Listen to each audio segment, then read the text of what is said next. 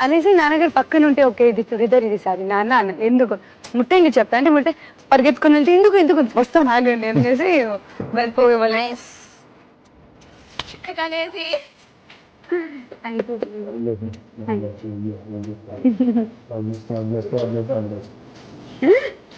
లేదు బానే ఉందా నాన్న బానే ఉంది గుడ్ నన్ను తీసుకున్నాను రాదమ్మా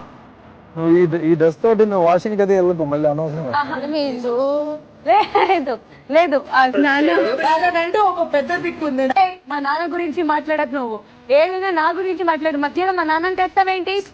నాన్న కావాలంటే వాటర్ బాటిల్ పక్కన కొట్టాలి అంతే కదా కొట్టాలా నాకు సంబంధం మా సమీర్